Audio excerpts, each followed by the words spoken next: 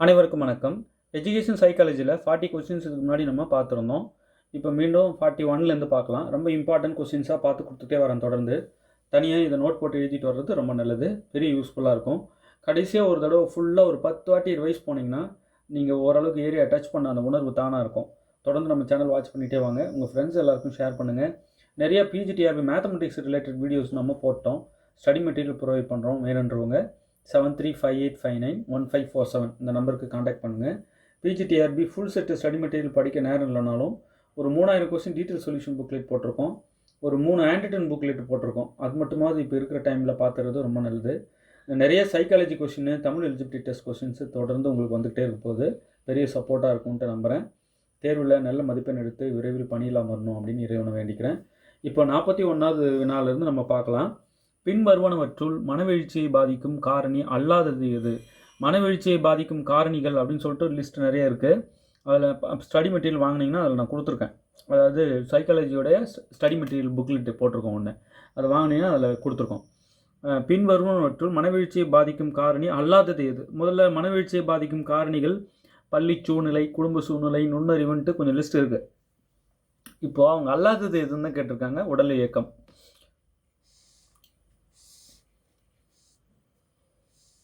இங்கே இருக்கிறதுல இது மூணுமே மனவெழுச்சியை பாதிக்கும் காரணிகள். பள்ளி சூழ்நிலை, குடும்ப சூழ்நிலை, நுண்ணறிவுலாம் மனவெழுச்சியை பாதிக்கும் காரணிகள். அல்லாதது எதுன்னா உடல் இயக்கம். கொடுத்துருக்கிறதுல பெஸ்ட் ஆப்ஷன் நம்ம சூஸ் பண்ணணும். நமது நனவு பரப்பில் உள்ள பல்வேறு தூண்டல்களில் ஒரு குறிப்பிட்ட சமயத்தில் நமது தேவையுடன் இணைந்த ஒன்றினை தேர்ந்தெடுத்து புலன்காட்சி செயலுக்கு ஆட்படுத்துவதையே டேஷ் என்கிறோம், கவனித்தல் என்கிறோம்.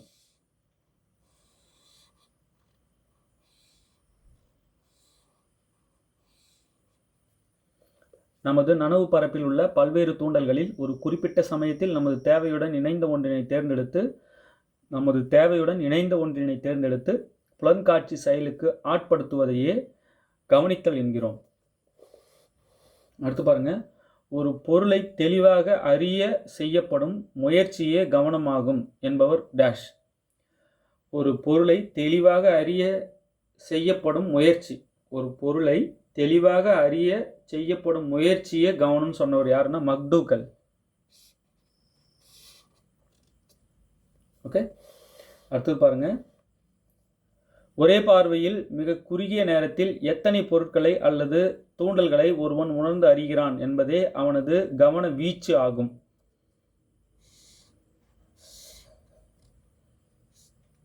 ஒரே பார்வையில் மிக குறுகிய நேரத்தில் எத்தனை பொருட்களை அல்லது தூண்டல்களை ஒருவன் உணர்ந்து அறிகிறான் என்பதே அவனது கவன வீச்சு ஆகும். அடுத்து பாருங்க. கவனத்தை நிர்ணயிக்கும் புறக்காரணிகளுள் ஒன்று. கவனத்தை நிர்ணயிக்கும் புறக்காரணிகள் மொத்தம் ஒரு 8 இருக்கு. அகக்காரணிகள் ஒரு 5 இருக்கு. கவனத்தை நிர்ணயிக்கும் புறக்காரணிகள் 8, அகக்காரணிகள் 5. நல்லா படித்து மைண்டில் வச்சுக்கணும். இதில் புறக்காரணிகளுள் ஒன்று எதுன்னு தான் கேட்குறாங்க. இந்த தேவை, மனநிலை, எதிர்பார்ப்பு இதெல்லாம் அகக்காரணிகள். தேவை, மனநிலை, எதிர்பார்ப்புலாம் அகக்காரணிகள். இது புறக்காரணி எதுன்னா புதுமைன்றது தான் புறக்காரணி. கவனத்தை நிர்ணயிக்கும் புறக்காரணிகளுள் ஒன்று புதுமை, இங்கே கொடுத்துருக்கிறதுல. அடுத்து கவனத்தை தீர்மானிக்கும் அகக்காரணிகளுள் ஒன்று. இந்த அகக்காரணிகள் எது இதில் அப்படின்னா இதெல்லாம் புறக்காரணி. அடர்த்தி, மாற்றம், அசைவுலாம் புறக்காரணி. ஆயத்த நிலை இருக்கு பாருங்க, இதுதான் அகக்காரணி. ஓகே, கவனத்தை தீர்மானிக்கும் அகக்காரணிகள் ஒன்று ஆயத்த நிலை. கவனத்தை நிர்ணயிக்கும் புறக்காரணிகள் ஒன்று புதுமை. முதல்ல அகக்காரணி, புறக்காரணி. அகக்காரணி 5, புறக்காரணி 8. நல்லா படித்து வச்சுக்கோங்க, எப்படி வேணாலும் நாங்கள் கொஸ்டினில் கேட்க முடியும் அப்படின்வாங்க. அடுத்து கவனத்தை தீர்மானிக்கும் புறக்காரணிகளின் எண்ணிக்கை 8, அகக்காரணிகளின் எண்ணிக்கை 5. அந்த 8 புறக்காரணி என்ன, அகக்காரணி என்னன்னு நல்லா படித்து வச்சுக்கிறது நல்லது. அடுத்தது புலன்காட்சியின் முழுமை காட்சி விதியை கூறியவர் கெஸ்டால்ட். புலன்காட்சியின் முழுமை காட்சி விதி இருக்கு இல்லையா, அதை கூறியவர் கெஸ்டால்ட். பொதுமை கருத்து உருவாதலின் 4 படிநிலைகளை கூறியவர் படிநிலைகளை கூறியவர் கிளவுஸ் மேயர். பொதுமை கருத்து உருவாதலின் 4 படிநிலைகளை கூறியவர் கிளவுஸ் மேயர். பியாஜேயின் கருத்துப்படி கருத்தியல் நிலையை குறிக்கும் வயது டேஷ். 11 வயதுக்கு மேல் இருக்கிறத நம்ம கருத்தியல் நிலை அப்படின்னு சொல்லுவோம். கருத்தியல் நிலையில் என்ன ஏஜ் ஃபேக்டர் இருக்கும்னா 11 வயசுக்கு மேலே இருக்கிறத கருத்தியல் நிலை அப்படின்னு சொல்லுவோம்.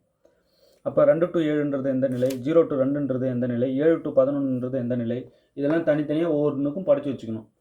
இப்போ 11 வயசுக்கு மேலே இருக்கிறத கருத்தியல் நிலைன்னு நம்ம சொல்லுவோம். ஓகே,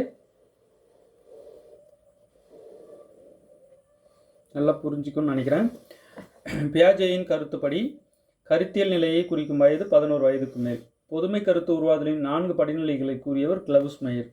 புலன்காட்சியின் முழுமை காட்சி விதியை கூறியவர் கெஸ்டால்ட். கவனத்தை தீர்மானிக்கும் புறக்காரணிகள் எண்ணிக்கை 8, அகக்காரணிகள் எண்ணிக்கை 5. கவனத்தை தீர்மானிக்கும் அகக்காரணிகள் ஒன்றியது ஆயத்த நிலை. கவனத்தை நிர்ணயிக்கும் புறக்காரணிகள் ஒன்றியது புதுமை. ஒரே பார்வையில் மிக குறுகிய நேரத்தில் எத்தனை பொருட்களை அல்லது தூண்டல்களை ஒருவன் உணர்ந்து அறிகிறான் என்பதே அவனது கவன வீழ்ச்சி ஆகும். ஒரு பொருளை தெளிவாக அறிய செய்யப்படும் முயற்சியை கவனம் என்பவர் மக்டூகல். நமது நனவு பரப்பில் உள்ள பல்வேறு தூண்டல்களில் ஒரு குறிப்பிட்ட சமயத்தில் நமது தேவையுடன் இணைந்த ஒன்றினை தேர்ந்தெடுத்து புலன்காட்சி செயலுக்கு ஆட்படுத்துதலையே கவனித்தல் என்கிறோம்.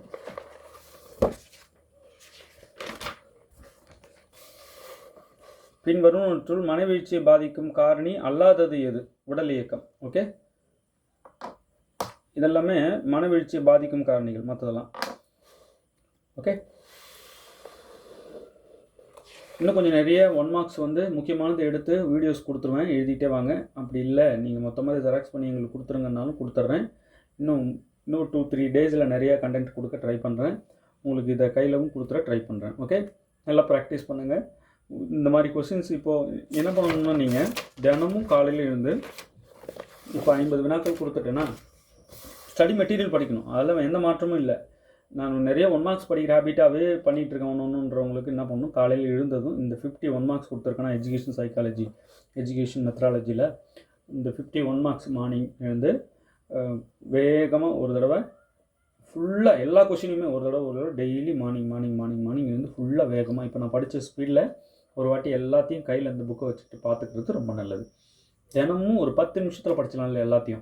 அப்படியே ஒரு தடவை ரீகால் ஆனது, 2வது நாள் அதேமாதிரி, 3வது நாள் அதேமாதிரி தொடர்ந்து அடிக்கும்போது உங்களுக்கு வேறு லெவலில் இந்த கொஸ்டின்ஸ்லாம். நிறைய பேர் என்ன நினைக்கிறாங்க, நம்ம மேஜர் பார்த்துக்கிட்டா போதும், எஜுகேஷன் மெத்தடாலஜி சைக்காலஜி ஏன் பார்க்கணுன்னு. நம்ம அங்கே மாஞ்சி போடுற ஒரு கொஸ்டினுக்கான விடை இங்கே பார்த்தோன்னே சொல்கிற மாதிரியும் எளிமையான பார்ட்லேயும் கொஸ்டின்ஸ் வரும் இல்லையா. இப்போ 30 வினாக்கள் கேட்கணும்னா ஒரு 15 வினாக்கள் ரொம்ப எளிமையாகவும் ரொம்ப டைப் பண்ண மாட்டாங்க. இந்த ஏரியாவெலாம் நம்ம எப்படி டைப் பண்ண முடியும்? நம்ம படிச்சிருப்பாங்கள்ல கண்டிப்பாக. அது அந்தளவுக்கு கொஞ்சமாவது படிச்சுட்டு போனோம்னா கொஞ்சம் டெப்த்தாக இறங்கி கேட்குற கொஸ்டின் இல்லைனாலும் கொஞ்சம் ஈஸியாக பார்த்தோன்னே சொல்லக்கூடிய எளிமையான வினாக்கள் ஒரு 10 வினாக்களுக்காவது ஒரு 15 வினாக்களுக்காவது பதில் சொல்லலாம். ஆனால் அந்த 10-15 வினாக்கள் கணிதத்தில் எந்த அளவுக்கு ரிஸ்க் எடுக்கணும் தெரியுமா? உயிர் போய் வரும். ஸோ அதனால் நம்ம எளிமையானது விடணுன்றேன். கொஞ்சம் வேகமாக இந்த மாதிரி நான் கொடுக்குறத மட்டுமா பார்த்துட்டு போனீங்கன்னா அங்கே ஒரு மைண்ட் செட்டில் கண்டிப்பாக அடிப்பீங்க. நிச்சயமாக 30ல் ஒரு 15ஆவது ரைட் ஆகும். அது பெரிய சப்போர்ட்டாக இருக்கும். நீங்கள் எடுக்கிற ஒவ்வொரு மதிப்பெண்ணும் 100-200 பேரை பின்னுக்கு தள்ளும். 90க்கு மேலே எடுக்கிற ஒவ்வொரு மதிப்பெண்ணும் வேல்யூ என்னன்னா ஒரு 200 பேரை பின்னாடி தள்ளும். ஒரே ஒரு மார்க் கூட இருந்தீங்கன்னா 200 பேரை நீங்கள் மிஞ்சிருப்பீங்க. அதுக்கு மேலே இன்னும் ஒரு மார்க் கூட இருந்தால் இன்னும் ஒரு 100 பேரை மிஞ்சிருப்பீங்க. அதுக்கு மேலே இன்னொரு மார்க் கூட இருந்தால் இன்னும் 100 பேரை பின்னுக்கு தள்ளுவீங்க. ஸோ எடுக்கிற ஒவ்வொரு மதிப்பெண்ணுக்கும் வேல்யூ இருக்குது. நம்ம எளிமையான பார்த்து எஜுகேஷன் சைக்காலஜி இருக்குல்ல, அதை கொஞ்சம் அப்படியே டச்சில் வச்சு நான் சுத்தமாக தொடவே மாட்டேன், அப்படியே தேர்வு போக போகிறேன், மேக்ஸ் மேஜர் மட்டும் பார்த்துட்டேன்னா தவறு, அது ஏற்றுக்க மாட்டேன். இப்போ பெஸ்ட்டு டீச்சர்ஸை உருவாக்குறதே எஜுகேஷன் சைக்காலஜி. நீங்கள் அதை படிக்க உங்களுக்கு புரிஞ்சுக்கலாம். சைக்காலஜின்றது அதுக்கு தானே, பிஎட் பண்ணிட்டு வரணுன்றது அதுக்கு தானே. நான் அதை பார்க்காமலே நான் டீச்சர் ஆகணும்னு நினைக்கிறேன்றது தப்பு தானே. நம்ம தயவுசெய்து நம்மளால் முடிஞ்ச வரைக்குமாவது ஏரியாவை இந்த பார்ட்டில் பார்த்துட்டு தான் போகணும். பெரிய அளவில் நமக்கு அது இந்த போஸ்ட்டுக்கு வந்த பிறகு சப்போர்ட்டாகவும் இருக்கும். அதுக்காக படிக்கணும். ஓகே, தொடர்ந்து சேனல் வாட்ச் பண்ணிகிட்டே வாங்க. விரைவில் பணியில் அமர இறைவனை வேண்டிக்கிறேன். தேர்வில் வெற்றி பெற வாழ்த்துக்கள். தேங்க்யூ.